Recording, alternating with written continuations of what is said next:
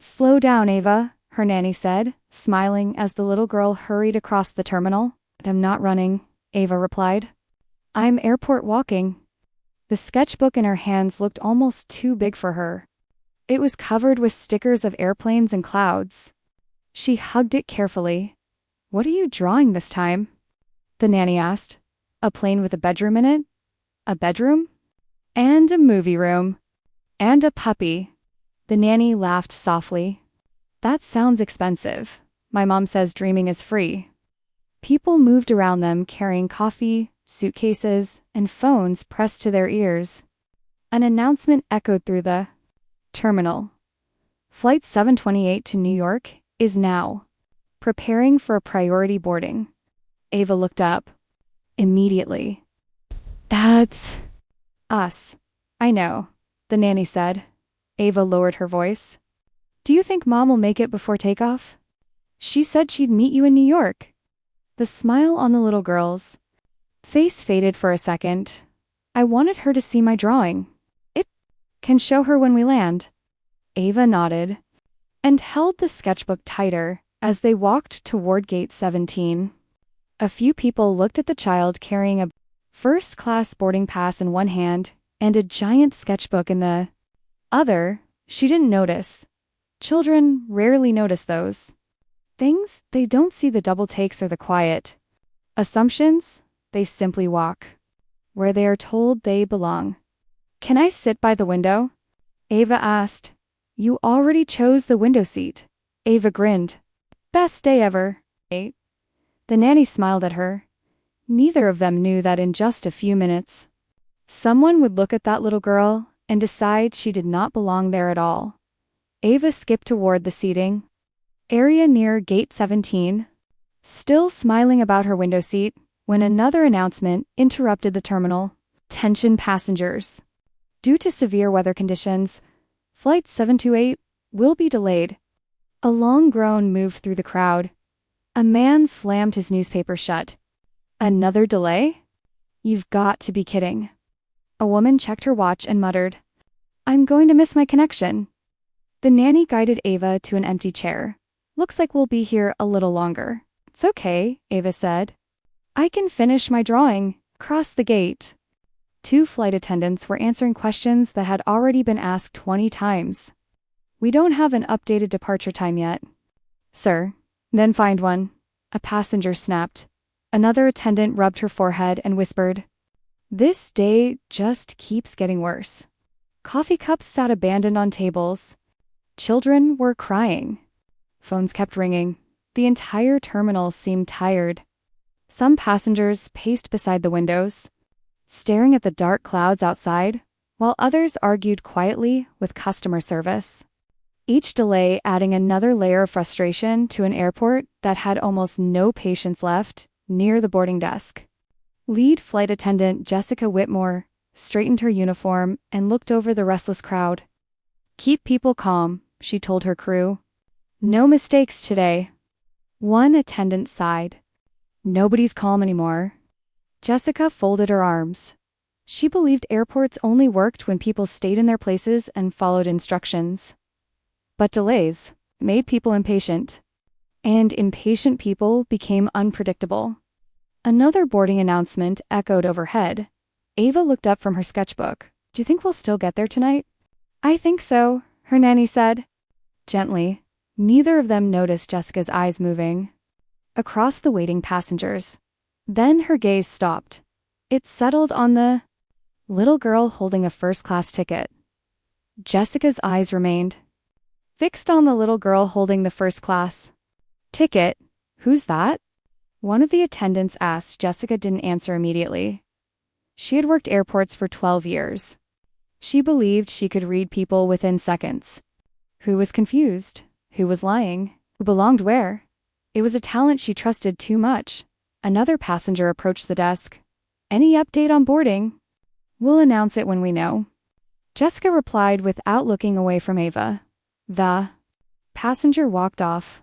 The other attendant followed Jessica's stare. Just a kid? Jessica's expression hardened.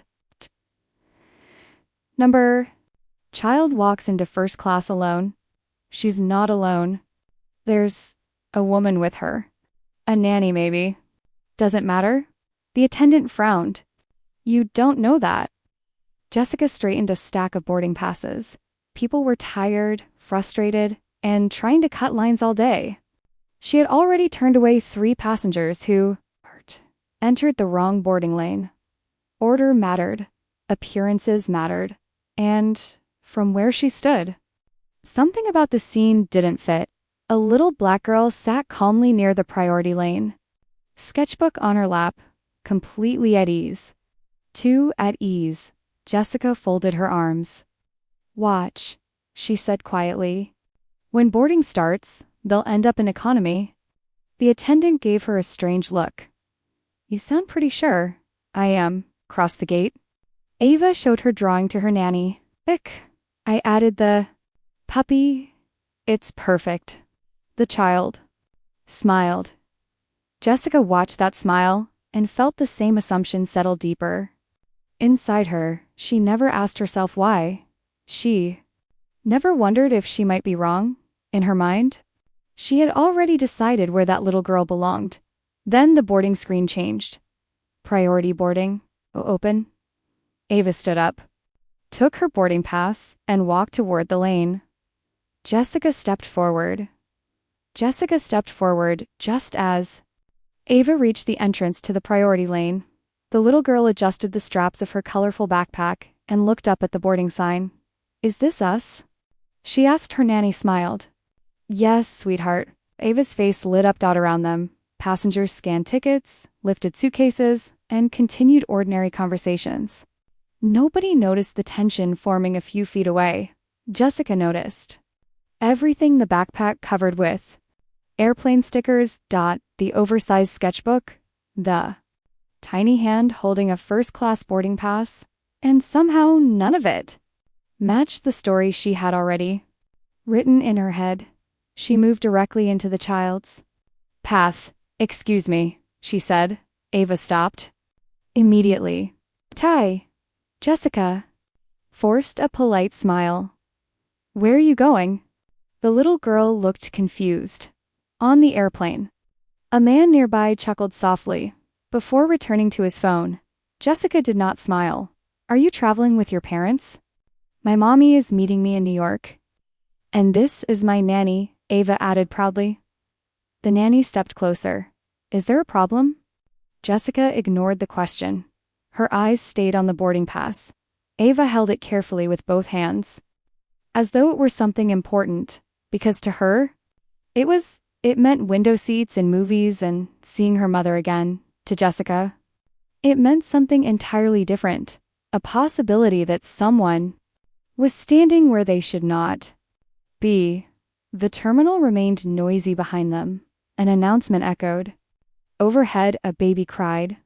Someone complained about another delay, and in the middle of all that ordinary noise, one simple glance was quietly becoming the beginning of something terrible. Neither the child nor the passengers waiting behind her could see the assumptions settling inside Jessica's mind, hardening into certainty before a single real question had even been asked. Neither the child nor the passengers waiting behind her could see the assumptions settling inside Jessica's mind. Then, she took one step forward. It was enough. Her body blocked the entrance to the priority lane. Ava looked up. Surprised? Did I do something wrong? She asked. The question was so soft that even her nanny's expression changed. No, sweetheart, the nanny said immediately. Jessica folded her hands. I just need to check something. About what? The nanny asked. Her ticket? Ave lifted the boarding pass higher. Here, but Jessica didn't take it. Instead, she looked at the child, then at the nanny, then back at the child. The line behind them slowed. A businessman lowered his phone. An older woman stopped, zipping her purse. Nobody knew exactly what was happening, but people could feel it. The atmosphere had shifted. The easy noise of boarding was gone. Ava glanced at her nanny. Are we late? No, honey. Jessica finally spoke again. Please step to the side. The nanny frowned. Why? It'll only take a moment. Is there an issue with our tickets? Jessica's smile became thinner. I just need to verify something. Ava hugged her sketchbook against her chest. She didn't understand why the woman was looking at her that way. She had followed every instruction. She had waited patiently. She had walked to the correct line, yet, suddenly, she felt as though she had entered a place where she wasn't welcome. The businessman in line looked between them. Something about the scene made him uncomfortable. A child, a boarding pass, an adult standing in the way. Jessica remained calm. She never raised her voice. She didn't need to. The power of the moment wasn't in what she said.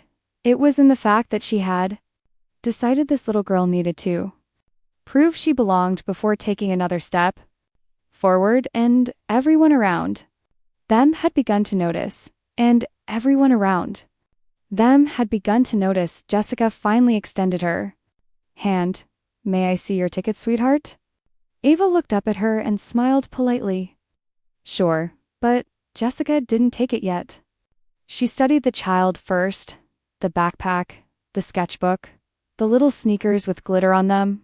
Only a few seconds passed. But in Jessica's mind, the decision had already been made. She leaned down slightly. Sweetheart, first class isn't this way. The words were soft, almost gentle. Yet, they changed the air around the gate. Ava blinked for the first time. She looked uncertain. She glanced at the boarding sign, and then back at Jessica. Oh, she said quietly. But my ticket says this line. X. Smile remained fixed. I think you may have gotten confused. Ava looked down at the boarding pass in her hand, then she held it up. It says seat 2A. Silence. The answer was calm. Simple. Jessica. Single quotes. Smile weakened for the first time. Seat 2A. Yes, ma'am. The nanny stepped forward. Is correct? We're in first class. Gosh. Jessica turned toward her. I just need to verify a few things. There is nothing to verify. The nanny reached for the ticket. Oh. Can look at it?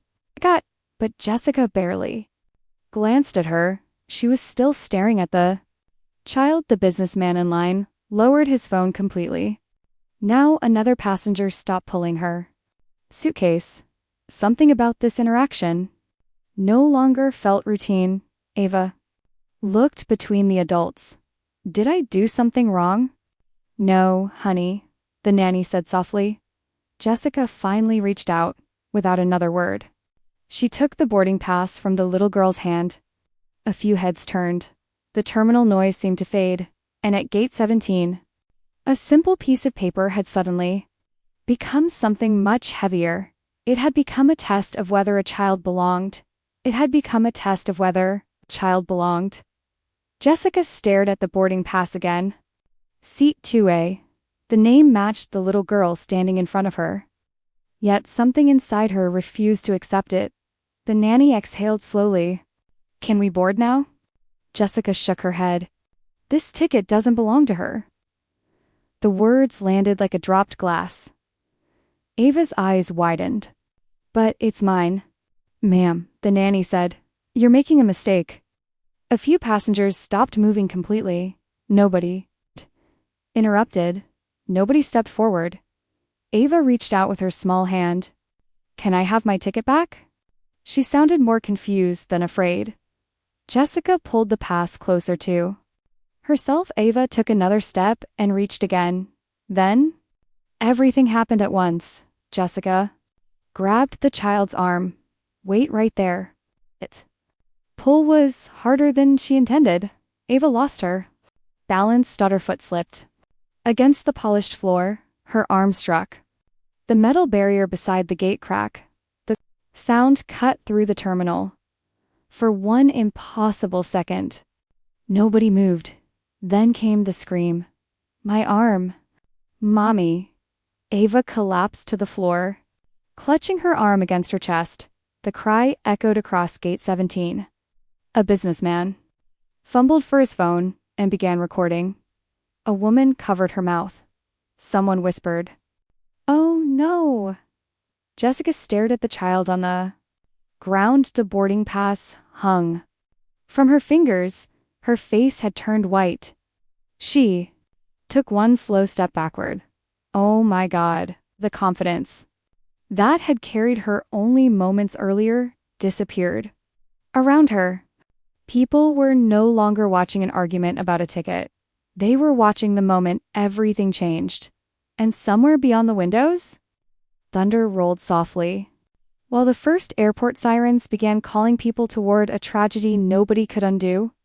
Before anyone understood why, and somewhere beyond the windows, thunder rolled softly, while the first airport sirens began calling people toward a tragedy nobody could undo. 3 floors above the terminal, Victoria Reynolds sat at the head of a conference table. A screen displayed charts and acquisition numbers. A man in a gray suit pointed at a graph. If the merger closes this quarter, we'll increase Victoria's phone VIBRATED. She ignored it. The man continued speaking. Her phone vibrated again. Then, a third time. She glanced down. It was from Ava's nanny. Message contained only 4 words. Something happened to Ava. Everything inside her stopped. The room kept moving. Someone kept talking about investments. Someone else changed a slide. Victoria, read the message again. Something happened to Ava. Her hand began to shake. Double quotes, Mrs. Reynolds? One executive asked. She was already standing. Another message appeared. Please come quickly. There was no explanation, no details, only panic. Victoria's face lost its color. Is everything all right? Someone asked. She didn't answer. For a moment, she wasn't a billionaire, a board chair, or the woman who had just purchased one of the country's largest airline groups. She was only a mother. She grabbed her phone. What terminal? She typed. The reply came immediately. Gate 17. Cold feelings spread through her chest. She remembered Ava's excited smile that morning. I get to sit by the window. Mommy. Victoria picked up her jacket. Cancel this meeting. Mrs. Reynolds, what happened? She looked toward the door. My daughter needs me. Silence filled the room. No one tried to stop her. She was already walking away. Then she began running. Heels struck the marble floor. Security officers hurried after her. Employees stepped aside. People turned to stare, but Victoria saw none of them. All she could see was a little girl with a sketchbook and a smile. And for the first time in years, one of the world's most powerful women was terrified of what she might find waiting at Gate 17. She pushed through the terminal doors and nearly collided with a security officer. Mrs. Reynolds, please slow down. She did not. Her heels clicked faster. Every sound around her seemed distant. Announcements echoed overhead, suitcases rolled across the floor, and people moved aside when they recognized her face. None of it mattered. Her phone rang. It was her assistant. Should I call the board? No. Do you need medical staff? I don't know. The last 3 words came out in a whisper. Victoria never said those words. She always knew. Markets crashed, companies failed, executives panicked, and she remained calm. That certainty had built an empire. Now it was gone. She pressed the phone against her ear. Tell me exactly what happened. I don't have details yet, her assistant said softly. They only said there was an accident involving Ava. An accident. The words made her chest tighten. She remembered teaching her daughter to tie her shoes. She remembered the first day of school. And the promise she had made, nobody will ever make you feel alone. She suddenly feared she had broken that promise. A security officer caught up beside her. We're almost there. Victoria nodded but kept running. For years she had controlled meetings with a single sentence and moved billions with one signature. None of those things could help her now. A mother could not negotiate with fear. A mother could not order uncertainty to disappear. As Gate 17 came into view, she slowed for the first time. People were gathered near the entrance. Someone was crying. An abandoned wheelchair stood beside the gate, and an airline employee covered her mouth with both hands while staring at the floor. And before she could see her daughter, Victoria knew that whatever waited ahead had already changed something forever. And before she could see her daughter, Victoria knew that whatever waited ahead had already changed something forever. Mrs. Reynolds. Please stop for a moment, a security officer called. She ignored him. Her assistant hurried behind her, nearly dropping a tablet. I've contacted airport management. Victoria kept moving. People along the corridor turned to stare. Most recognized her immediately. They knew the woman who bought companies, appeared on magazine covers, and never seemed rushed by anything. Today, she was running. A second security officer stepped beside her. Is there anything you need from us? Find my daughter. The answer came instantly. Officer looked at her face and stopped asking questions. Something in her expression frightened him. This wasn't anger. It wasn't business. It was fear. Employees standing near coffee stands moved aside. Family carrying luggage pressed against the wall to let her pass. Entire terminal seemed to notice the same thing at once. Something terrible had happened. Her assistant finally caught up. We don't have all the details. I don't care about details. Medical personnel are already there. Victoria's steps faltered for the first time. Medical personnel. The words echoed painfully. She looked ahead, walked even faster. The security officers exchanged glances. Neither had ever seen her like this. One whispered, I've worked here 5 years. She never runs. The other nodded. Then, this must be bad. A child laughed somewhere in the terminal. The sound nearly broke her. She thought of Ava's small hand holding hers that morning. Promise you'll call me when you land. Mommy, I promise. Now every promise felt fragile. They turned the final corner. Gate 17 stood ahead.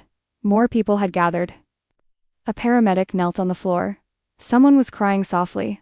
Victoria slowed. Her breathing became uneven. The world seemed to narrow into one terrible point. Then she saw a small, colorful backpack lying beside the gate, and she began to run again. And she began to run again. The colorful backpack lay on the floor, like something abandoned in a hurry. A man pulling a suitcase stepped aside to avoid her. He did not recognize her. Neither did the woman checking departure times on a screen. The terminal continued moving in its ordinary rhythm. Coffee machines, HUMME, children complained. Announcements echoed overhead. Nobody knew that the woman hurrying through the crowd owned the investment company that had recently purchased the airline's parent corporation. Nobody knew that the future of hundreds of careers was running through the terminal in a dark blue suit. Victoria did not look powerful now. She looked frightened. A young employee carrying folders accidentally bumped into her shoulder. I'm so sorry, he said, quickly. She barely heard him. Her eyes remained fixed ahead. A security officer cleared a path. Please move aside. People obeyed, confused by the urgency. Her assistant struggled to keep pace. We should call the airport director. Later. But they need to know you're here. I said later. The answer came sharply. Then her voice softened. My daughter comes first. The assistant said nothing more. They passed a gift shop. Victoria noticed a stuffed airplane in the display. Window Ava had one exactly like it. She remembered buying it after her daughter's first flight. The memory almost stopped her. Instead, she walked faster. A janitor pushing a cleaning cart stared at her face. There were tears in her eyes. He had never seen that expression on someone so famous. The crowd ahead became thicker. Several passengers were standing near gate 17 now. Some held phones. Others whispered. Woman covered her mouth while speaking to a paramedic. Victoria's heartbeat pounded painfully. The ordinary sounds of the airport seemed to disappear. All she could hear was her own breathing. Then someone in the crowd looked up, recognized her, and suddenly stepped aside. A path opened, and for the first time, Victoria could finally see what everyone had been staring at. And for the first time, Victoria could finally see what everyone had been staring at. But before she reached the crowd, fear caught up with her. She remembered Ava's first day of kindergarten. The little girl had held her hand tightly. What if nobody likes me? Victoria had knelt beside her. They will. And if they don't, I'll still be proud of you. Another memory followed. That morning, at breakfast, Ava had spilled orange juice and laughed so hard she could barely breathe. Mommy, airplanes look like birds. Victoria had laughed with her. Then, make sure you sit by the window. She had kissed her daughter's forehead before leaving for work. Now that memory felt dangerously far away. She kept walking. Please let her be all right. The words repeated. Silently in her mind, she had built companies from nothing. She had survived betrayal, lawsuits, and public scandals. None of those things had ever frightened her like this. Because money could solve problems, power could open doors, neither could protect a child from pain. She remembered another. Promise, I will always keep you safe. The sentence echoed painfully. What if she had failed? Her breathing became uneven. The crowd ahead blurred. She imagined 100 terrible possibilities. A twisted ankle, a fall, a tightened child crying for her mother. Then another thought entered her mind. What if it was worse? She almost stopped walking. No, she pushed the thought away. Please let me be early. Please let me arrive before tragedy. A paramedic stood up from the floor. Someone nearby was sobbing. Victoria's heart pounded harder. Every step now felt like a prayer. One more step, then another. She reached the edge of the crowd. A woman moved aside. The colorful backpack came into view again, and beside it, she finally saw a small figure sitting on the floor, clutching one arm against her chest, and beside it, she finally saw a small figure sitting on the floor, clutching one arm against her chest. Victoria stopped breathing. The crowd looked wrong. Airports were supposed to be noisy places. This part of the terminal was almost silent. People stood frozen. A man held his phone in his hand but wasn't looking at it. A woman wiped tears from her eyes. Two children clung to their father and stared toward the floor. Nobody seemed to know what to say. Victoria felt it before she understood it. Something terrible had happened here. A paramedic looked up and saw her approaching. The expression on his face changed. He stepped aside. The movement made several other people turn. Whispers moved through the crowd. That's her mother. Oh my God. Someone should tell her. But no one did. No one wanted to be the person who explained this moment. Victoria's hands began shaking. She looked from one face to another. Every expression carried the same thing: pity, fear, regret. Her instincts screamed at her to run faster and slower at the same time. Part of her wanted answers. Another part was terrified of finding them. Then she heard it. A small cry. Mommy. The voice was weak, broken. Her entire world tilted. Ava. She pushed through the last few people. The crowd parted immediately. The little girl was sitting on the floor. Beside the gate, her face was wet with tears. One arm was held tightly against her chest. The other reached toward her mother. Victoria saw the child's pale face. She saw the pain. She saw the fear. Then she saw the arm. Something inside her shattered. The noise of the airport disappeared completely. There was only her daughter. Only that small voice. only the impossible sight in front of her. And in that instant, before she spoke a single word, Victoria Reynolds knew that life had divided into two parts. Everything before this moment, and everything that would come after it. Victoria took one step forward, and the crowd moved aside without being asked. The silence around Gate 17 felt unnatural, heavy, almost afraid. Then she saw her. Ava. The little girl lay on the floor, tears running down her cheeks. Her small body trembled and her colorful backpack rested a few feet away. The sketchbook she had carried so proudly lay open beside it. "Mommy!" Ava cried. Victoria dropped to her knees. "Oh, baby! I'm here! I'm here!" Ava held up her injured arm, and Victoria's breath caught in her throat. It bent in a way no arm ever should. "It hurts," Ava whispered. Mommy, it really hurts." Several people turned away. Victoria gently touched her daughter's hair. "Don't move, sweetheart. Just look at me." Ava nodded through tears. For a moment, the billionaire, the investor, the woman who controlled companies and boardrooms, disappeared completely. There was only a mother kneeling on a cold airport floor. Behind her, a shaky voice spoke. "There was a misunderstanding." "I didn't mean." Victoria didn't even turn around. Jessica swallowed. "I thought there was a problem with the ticket. I was only trying to..." Her words faded into the silence. The broken arm in front of Victoria said more than any explanation ever could. Slowly, she stood. Her face was calm, but her hands still trembled. She looked at the crowd. "Who touched my daughter?" Nobody answered.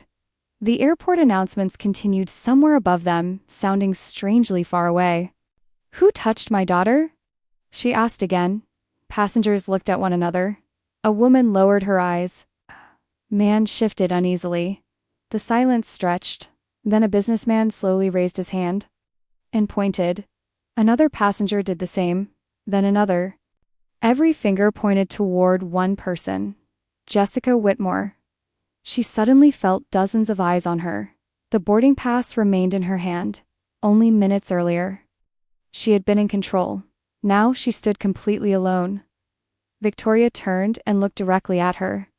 She said nothing, but something in that quiet stare made the air around Gate 17 feel dangerous. Nobody moved. Then the businessman who had pointed at Jessica unlocked his phone. "I recorded everything," he said quietly. He held the screen toward Victoria. Another voice spoke behind him. "I did too." A young woman stepped forward, raising her own phone. Within seconds, 3 more passengers lifted theirs. The terminal had suddenly become a room full of witnesses. Victoria took one of the phones. The video played. Jessica's voice came through clearly. "Sweetheart, first class isn't this way." Ava's small answer followed. "It says seat 2A. The recording continued. The smiles. The doubt. The refusal to listen. Watching it now felt different. Nobody saw confusion anymore. They saw judgment. A woman folded her arms. "She never asked for help," she said softly. "She assumed." The sentence settled heavily over the gate. Another replay began. Jessica stared at the screen. Her own expressions looked strange to her. Hard, certain, cold again. The video played. Each viewing stripped away another excuse. A man near the window shook his head. "She treated that child like she didn't belong here." Nobody argued. Nobody defended her. The silence answered for everyone. Jessica swallowed. "I didn't mean for this to happen." Her voice sounded small now. "I thought..." "But you didn't ask," the businessman said. She looked at him helplessly. More whispers began. "I saw it too. She never listened. I thought it was routine at first." People slowly stepped away. From her, not dramatically, just enough to leave space around her. The distance felt enormous. Jessica looked around and realized the story was no longer hers to explain. Every phone held a piece of it. Every recording carried another angle. No one shouted. No one needed to. The truth arrived quietly, one screen at a time, for the first time that morning. Jessica felt fear. She wasn't looking at passengers anymore. She was looking at witnesses. The last whisper faded when two airport managers hurried through the crowd. "Where's the injured passenger?" one asked. Then he saw Victoria. He stopped so suddenly that the manager behind him nearly walked into him. Neither man spoke. The color drained from their faces. They knew exactly who she was. Not a passenger. Not an angry customer. The woman beside the crying child was Victoria Reynolds, the owner. A nervous murmur spread through the employees. Security officers exchanged glances and stepped back. Nobody needed an announcement. The panic moved through the gate. On its own, Jessica noticed it immediately. Why are they looking at her like that? She looked from one face to another. The managers looked terrified. One of them lowered his eyes. Something was wrong. Then she heard a quiet voice beside her. "Mrs. Reynolds is here." Jessica blinked. "Mrs. Reynolds?" She looked at Victoria again. The expensive suit, the security team, the managers, expressions. The truth hit her all at once. Her knees felt weak. She took a small step forward. "Mrs. Reynolds? I didn't know." Her voice shook. "I didn't know she was your daughter. I thought there was some confusion. I would never have you didn't know she was my daughter." Victoria's calm voice cut through the terminal. Jessica stopped speaking. Victoria looked directly into her eyes. "But you knew she was a little girl." Silence. "You knew she was hurt. You knew she was scared." Nobody moved. "And she deserved kindness before you knew her last name." The words struck harder than shouting ever could. Jessica opened her mouth, but nothing came out. No one defended her. No one explained. The managers remained silent. The passengers remained silent. Even the child had stopped crying. For the first time that morning, Jessica felt something she had avoided completely. Not fear, not embarrassment, understanding. This was never about a ticket. It was about the little girl she had decided did not belong. Nobody spoke after Victoria's words. Then one of the airport managers stepped away and pulled out his phone. "We need every complaint file," he whispered. "Everything." Another manager looked uneasy. "You think this is connected?" "I don't know anymore." Behind closed office doors, old records suddenly mattered. A memory surfaced. 3 years earlier, a black businessman stood at another gate. "I've shown my identification twice already," he had said. "I'm sorry, sir. It's procedure." He filed a complaint. An apology email arrived. Nothing else happened. Then came another memory. A Latina mother had been asked whether she really belonged in the priority line. An elderly Asian couple had been questioned about their tickets. A young black athlete had been stopped while other passengers walked through. Different people, the same feeling, the same quiet humiliation inside the company. Employees had spoken to. One attendant had reported unequal treatment. Another had raised concerns during training. "Maybe don't create problems," a supervisor had advised. The message became clear. Protect the company. Move on. Meetings were held. Notes were written. Investigations ended. Everything stayed the same. Nobody ever wrote discrimination in an official report. The system had learned a different language. Misunderstanding, miscommunication, procedure. The words sounded harmless, but they protected harmful habits. As news of the gate spread, former employees began calling one another. "Do you remember Chicago?" Do "You remember the athlete?" "Ah, I should have said something." Memories that once felt small suddenly felt heavy. Emails started moving between departments. Executives read old files with new eyes. One manager looked up from a report. "This isn't about one employee anymore." Nobody argued. Outside employees who had defended Jessica stopped speaking. Others avoided eye contact completely. The mood was changing. People were beginning to understand that Gate 17 had not created this story. It had exposed it by evening. Years of separate complaints no longer looked separate. They lined up beside one another like pieces of the same picture. The airline was not facing an accident. It was facing its own history. And for the first time in years, that history refused to stay buried. The history refusing to stay buried followed Victoria all the way to the hospital. Then the operating room doors closed. A nurse touched her arm gently. "We'll take care of her." Victoria nodded, but she could not speak. Minutes earlier, she had been standing in an airport. Now she was staring at white doors. Separated from her child, her phone vibrated again. Board members. Executives. Lawyers. She silenced it and slipped it into her pocket. For the first time that day, there was nothing to manage and nowhere to run. She sat down slowly. Memories came without warning. Ava. Taking her first steps. Ava's first day of school. Ava asking, "Do I belong there too?"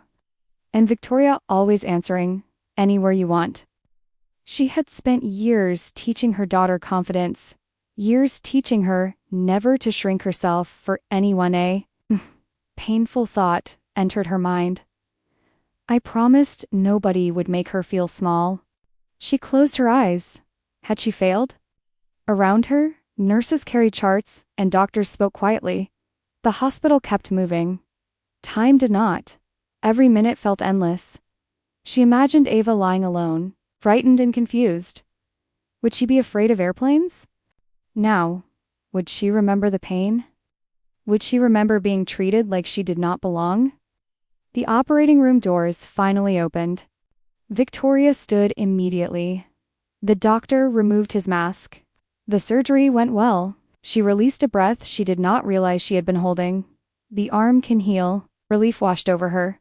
For a few seconds, the terrible weight inside her chest became lighter. Then the doctor looked at her carefully. But she'll remember this. Silence returned. The body heals faster than fear sometimes, he said softly. Victoria looked toward the closed doors again. A broken bone suddenly seemed like the smallest injury. She understood something painful. What happened at Gate 17 had left another wound entirely, one no surgeon could remove, one no amount of money could erase, and one little girl would carry long after the cast came off. The doctor lowered his eyes after speaking, and the hallway became painfully quiet. Victoria pressed her hand against her mouth and looked through the small window in the operating room door. Her daughter was sleeping, a few floors below her. The world had already started changing. A man sitting beside a coffee machine opened his phone again. He watched the video one more time and whispered, "This isn't right." He hesitated only a second before pressing upload. The screen read, "No child should go through this." He put the phone down inside, then it. Vibrated. 1 notification, then 5. Then 20. His eyes widened. "What?" the woman beside him asked. "I think people are sharing it." She looked at the screen. The numbers were climbing every second. Back inside the recovery ward. Ava had not even opened her eyes yet. Across the country, strangers already knew her name. A news producer pointed at a monitor. "Get this, on the evening broadcast, right now," another voice answered. "It's everywhere already." Television screens switched, phones lit up, comments poured in. A little girl cried on millions of screens. People replayed the moment she fell. Again and again, questions followed. Why was she stopped? Why did they assume she didn't belong? Would this have happened to another child? A former employee stared at the video from her apartment. Her hands shook. She opened her laptop and began typing. "I worked there for 6 years." This wasn't the first complaint. Another post appeared. Then another stories began rising from places that had been silent for years, at company headquarters. Phones would not stop ringing.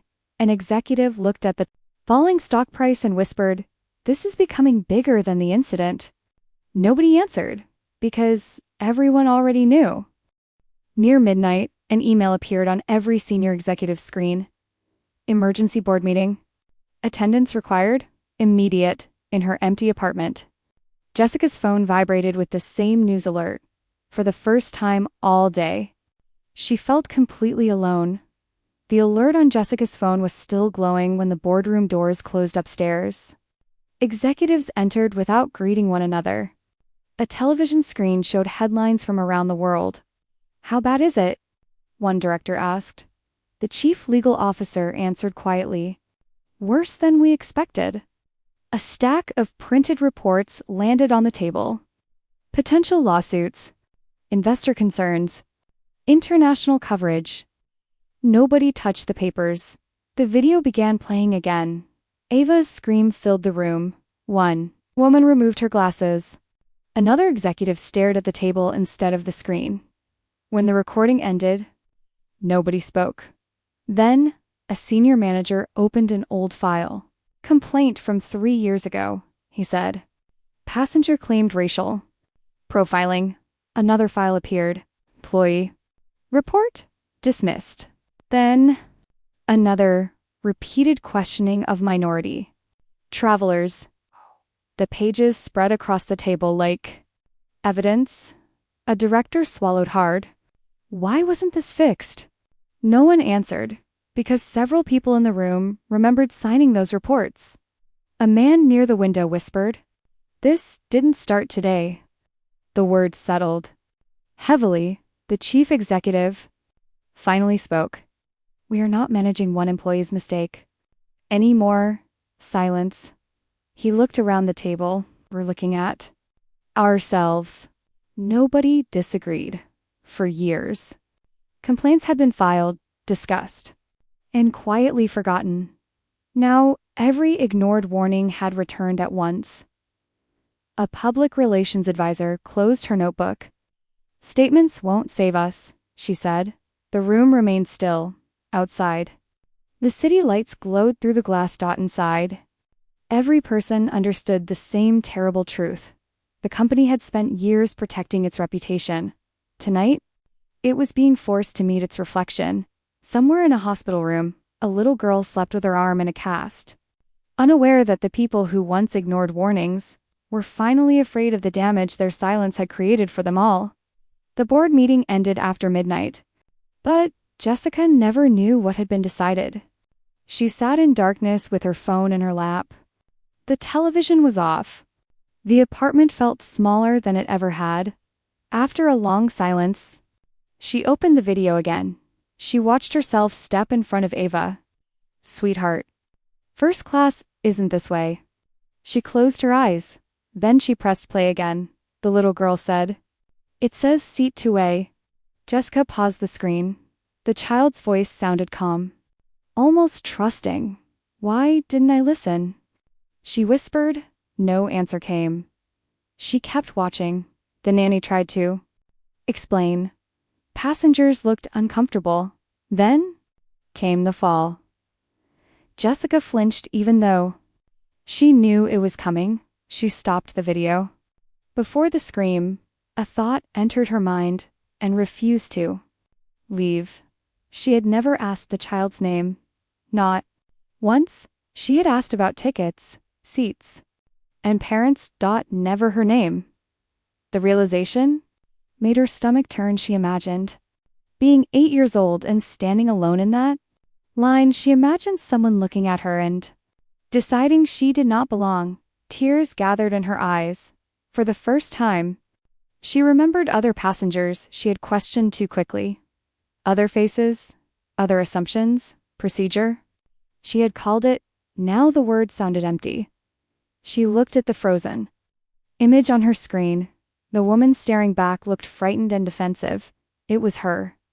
The video ended, leaving only darkness.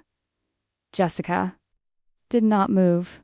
She finally understood that the worst thing she had broken that day was not only a little girl's arm, it was the belief that she saw people fairly outside. Another notification lit her phone, but she ignored it and sat quietly until the first hint of morning appeared beyond closed curtains everywhere. The first hint of morning had barely touched the sky when Satellite trucks began filling the street outside the hospital. Reporters stepped around cables and cameras, speaking in low voices while producers checked their phones. One young journalist looked toward the entrance and asked, "Has she said anything yet?" "Nothing," another replied. "No statement. No lawyers. Nothing at all." The answer seemed to make the crowd even quieter. Everyone had watched the same video during the night. Everyone had heard the little girl's scream. Now, they waited for her mother. A camera operator adjusted his lens and whispered, "I thought she'd come out angry." "So did I," a producer said. "But this doesn't feel like that kind of story." The hospital doors remained closed. More news vans arrived, people standing at the back moved closer. Nobody pushed or shouted. The usual noise of a media event never appeared. A strange respect settled over the sidewalk. Some reporters held printed photographs of Ava, others carried notes about discrimination, complaints, and airline policies. The story had grown larger than one injury. It was now a question about who gets believed and who gets doubted. A microphone lowered as the hospital doors finally opened. Victoria stepped outside, wearing the same clothes from the day before. She looked tired, but her face was calm. The crowd did not rush her. They simply watched. Behind her stood a doctor and two hospital employees. A reporter lifted her hand and then lowered it again. Nobody wanted to interrupt the silence. For a long moment, the only sound came from distant traffic. Then Victoria walked toward the microphones, carrying something heavier than grief. She was carrying the attention of an entire country.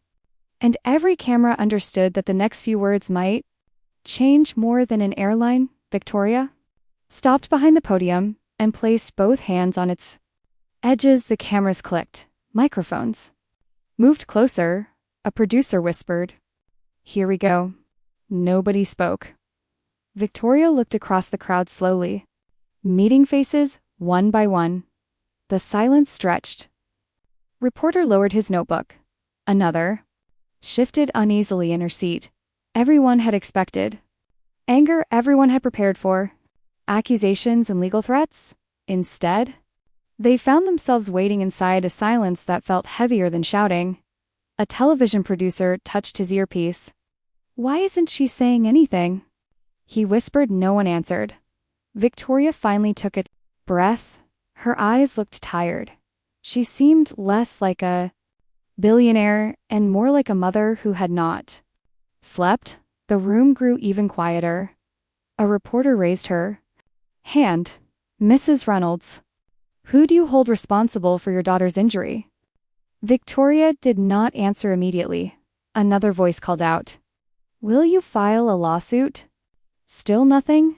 A third reporter asked, "Do you want the employee fired?" She looked down for a moment and then lifted her eyes. Again, every camera focused on her face. Every red recording light stayed perfectly still. People were no longer waiting for information. They were waiting for blame. Victoria understood it. She understood that everyone wanted a villain and a punishment. But she also understood something else. Story had already become bigger than one person. She looked around the room one more time. Then she leaned slightly toward the microphones. The reporters straightened in their seats.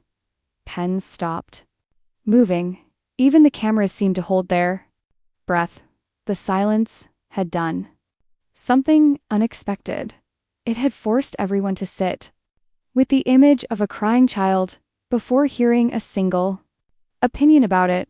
Only then did Victoria open her mouth to speak, and when she finally began, every person in the room listened without moving at all. The room stayed perfectly still. Even the cameras seemed quieter. Victoria rested her hands on the podium and finally spoke. "My daughter boarded that plane, believing she belonged there. Nobody wrote anything down.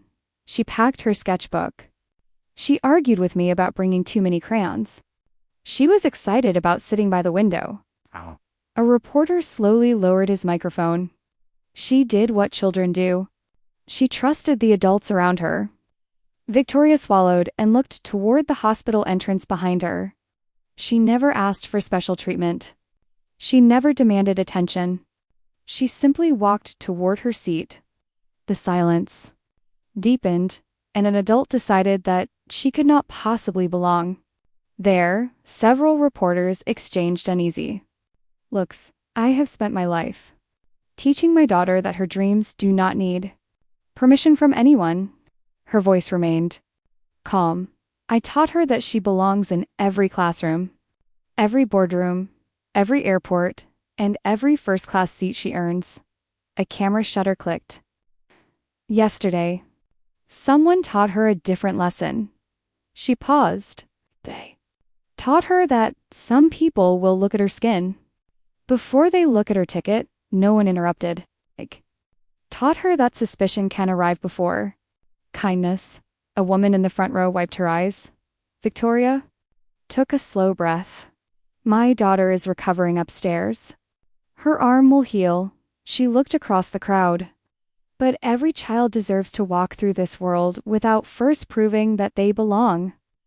Even the television lights felt softer, and several reporters suddenly remembered daughters, sons, and moments when their own children had trusted complete strangers without fear in crowded public places.